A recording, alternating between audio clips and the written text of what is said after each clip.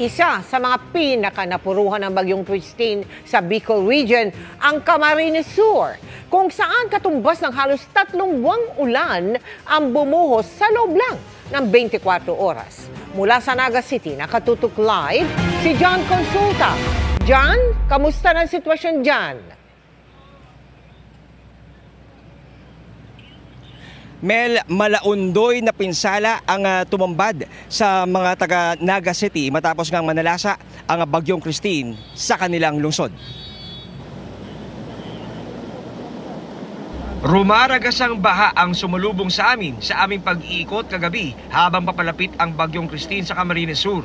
Sa sobrang lakas ng agos ng tubig mula sa umapaw na ilog, di na makausad ang ilang motorsiklo at e-trike.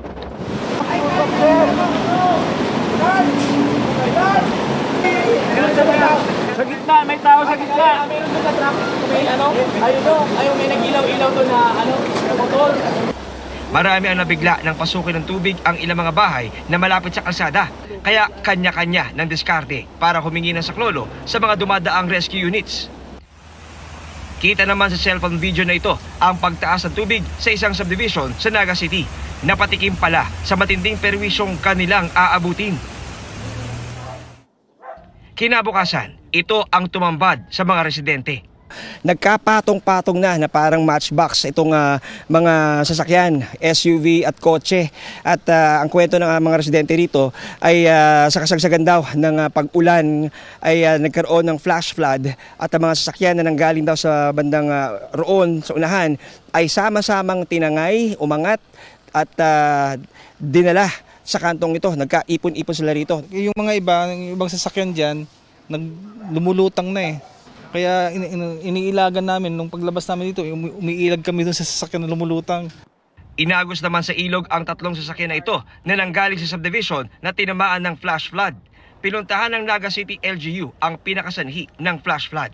Unang-una nag-swell yung river at nagiba yung fence, concrete fence, at dahil doon ay rumagasa yung tubig papasok po dito sa subdivisions. Lumalabas na around 30% of the entire territorial jurisdiction ng Naga ay binaha. And around 70% ng ating population ay naapektuhan o nakaranas ng pagbaha. First time. Unprecedented po ito. Lahat ng mga bahay pinasok ng hanggang lieg na baha na may halong putik, kaya napilitang umakyat sa second floor para makaligtas. Ayon sa Naga LGU, bagamat kadalasang binabaha kapag may bagyo, ngayon lang daw nila naranasan ang malaundoy na pinsala na dulot ng Bagyong Christine sa halos 24 oras na walang tigil na pag-uulan. By around 2 o'clock or 1 o'clock in the morning, mga 700 millimeters of rain na. Accumulated rainfall na namin yon. Nasamantala, yung normal or monthly average lang naman ng Naga sa rainfall ay nasa 230 to 235 lang naman. So gustong sabihin, mga almost 2.5 months na equivalent na ulan ang ibinagsak sa loob lamang ng 24 hours. Idagdag pa natin yung, kasi yung Naga ay isang part ng Bicol River Basin. Yung floodwater ng Albay, ng Rinconada ay pumapasok pababa dito sa lungsod ng Naga. Combination talaga siya ng flash floods at the same time volume ng tubig. Very abnormal yung nangyari. Yung nangyari sa lungsod ng Naga is very much similar to what happened sa Metro Manila nung Ondoy. Sanay kami doon sa mga baha na hanggang bewang, no? Kaya yung mga trucks natin, sana, actually prepared naman tayo sa mga heavy equipment sa mga trucks. Pero ito yung hindi na pagandaang masyado na pangyayari, na lampas tao na even our 6x6 trucks, hindi niya na kaya talagang puntahan pa yung mga rescue areas. Sa ngayon, malaki raw ang pangangailangan ng Naga para makabangong muli, lalo pat umabot sa 30,000 ang bilang ng kanilang evacuees. We need additional rescue equipment. We need additional rescue boats. Yung needs ng pagkain, no? Kasi ngayon halos lahat ng ating pong mga pamilihan ay sarado.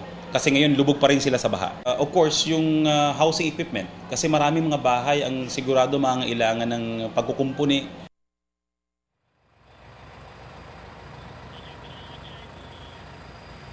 Sa mga oras na to, Mel, ay wala pa rin kuryente sa buong lungsod ng Naga at ang mga establishmento tulad ng sa akin likuran ay pinatakbo lamang, pinapailaw ng kanilang mga generator set.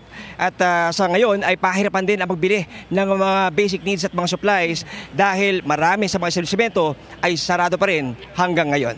Yan ang latest. Balik si Mel. John, sa social media, alam mo, dumagsa yung mga kahilingan ng mga apila na tulong. Yung maraming Bicolano na natrap sa kanilang bahay dahil nga sa magdamagang buhos ng ulan. May update ba doon? Doon naman sa mga residenteng hindi na-rescue. John?